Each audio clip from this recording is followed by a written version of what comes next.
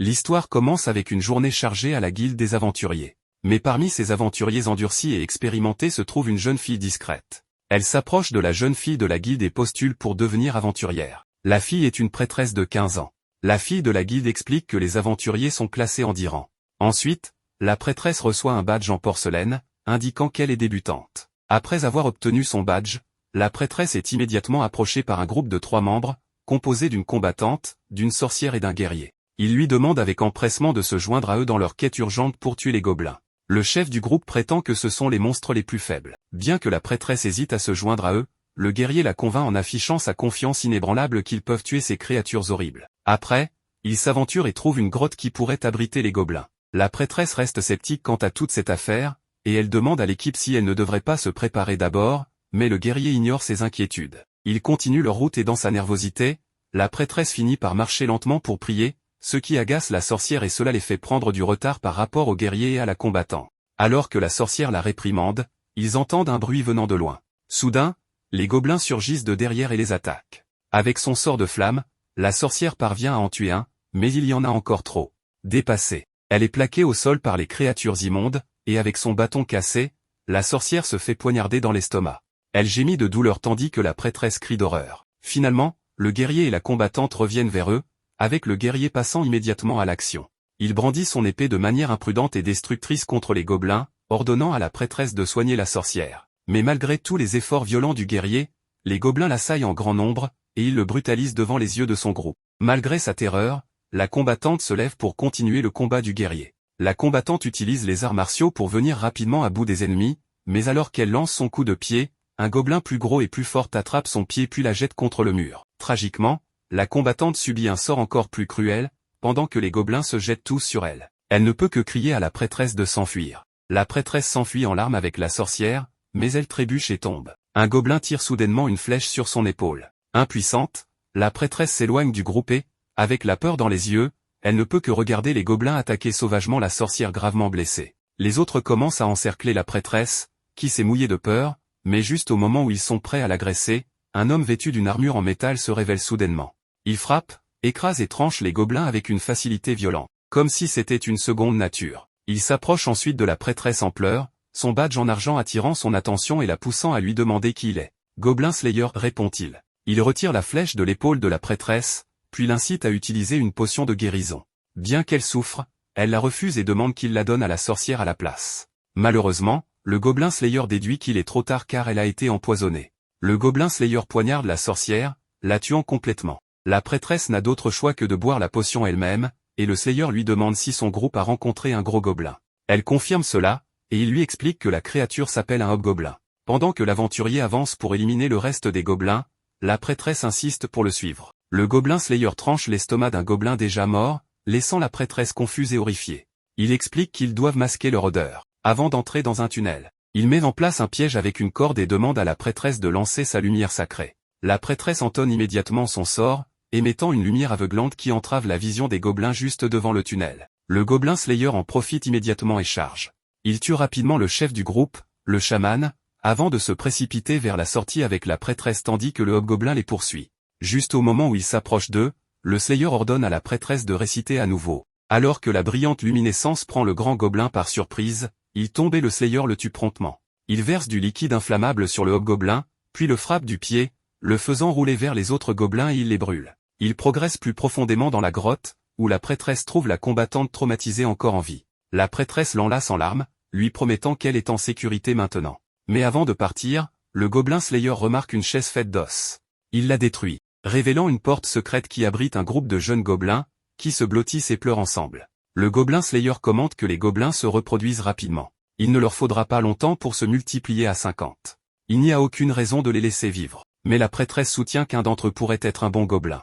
Le Gobelin Slayer répond, avec son ton toujours invariable, il pourrait y avoir un bon gobelin si nous cherchions. Avec cela, il prononce une sentence de mort pour tous les jeunes gobelins. Quelques jours après, la prêtresse rejoint le Gobelin Slayer à la guilde pour une nouvelle mission. Un certain temps passe, et le Gobelin Slayer se repose dans une ferme modeste où vit une jeune femme rousse et son oncle. Tôt le matin, il vérifie s'il y a des empreintes de gobelins dans la région, car il se déplace la nuit, tandis que la rousse a une conversation amicale avec lui. Bien qu'il ne donne que des réponses d'un mot, il répond toujours à tout ce qu'elle dit. Après, Ils prennent ensemble le petit déjeuner avec l'oncle de son ami. Lorsque le Slayer part en ville, elle l'accompagne, tout en discutant des gobelins. Elle commente que cela doit être formidable d'avoir beaucoup de travail, mais le gobelin Slayer répond solennellement qu'il préférerait qu'il n'y ait pas du tout de gobelins. Pendant ce temps, à la guilde, un vieil homme frêle dépose désespérément une demande de quête. Des gobelins ont été à la chasse dans leur village, et il s'inquiète pour sa fille car elle est la seule femme là-bas. Il donne quelques pièces à la fille de la guilde. Celle-ci est dans une humeur sombre à cause de cela,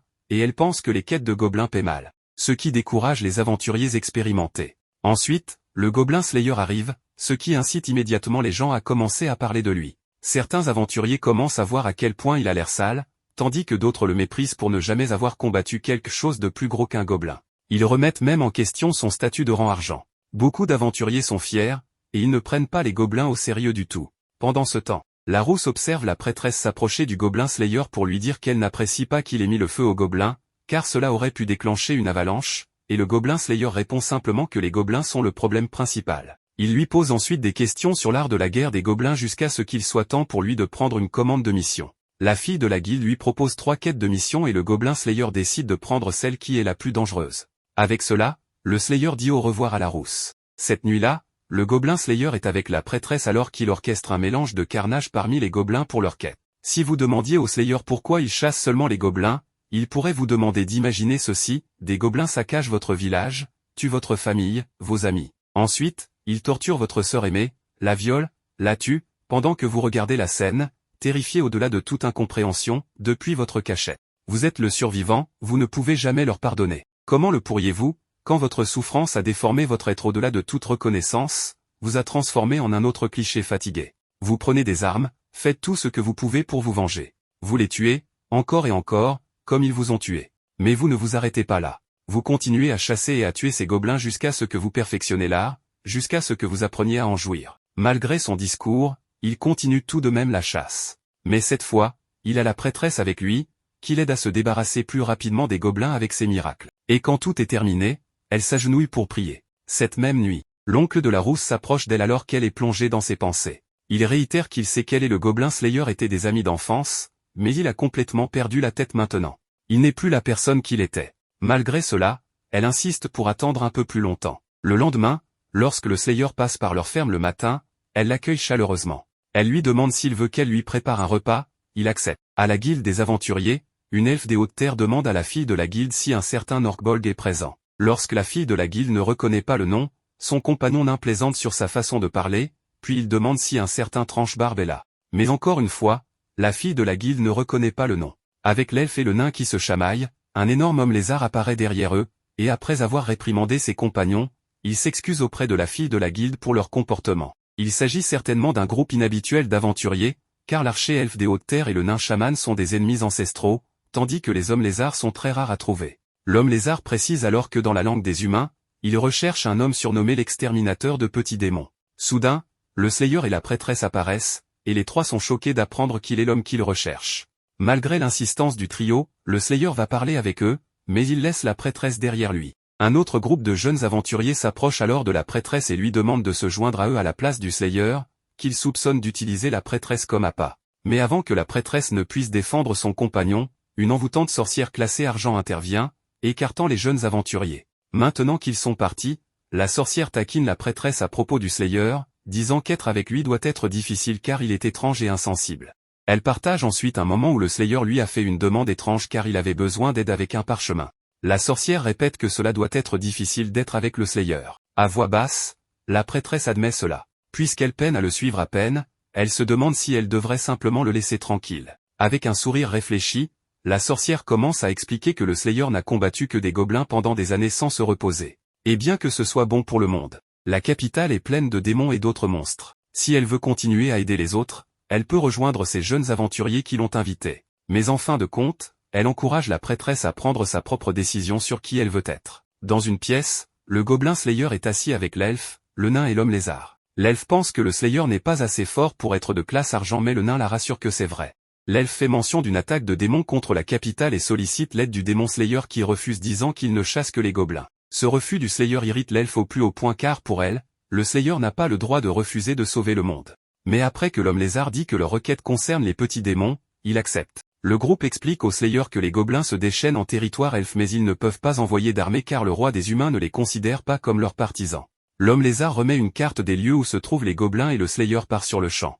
La prêtresse demande à l'accompagner mais il refuse. Mais celle-ci ne se laisse pas faire et elle finit par le convaincre. Ensemble, ils partent accompagnés de l'elfe et ses coéquipiers. La nuit, le gobelin Slayer, la prêtresse et le groupe d'aventuriers campent ensemble. Chacun révèle ce qui l'a poussé à devenir un aventurier. La prêtresse offre un peu de sa soupe à l'elfe et en échange, elle lui fait goûter une ration spéciale des elfes qu'elle apprécie. Le nain en fait de même et sort du vin. Avec une seule gorgée, l'elfe devient totalement saoul. Le gobelin Slayer pour sa part, sort une portion de fromage et ils en dégustent tous. L'elfe tente de toucher à un parchemin du Slayer mais il lui défend de ne pas y toucher.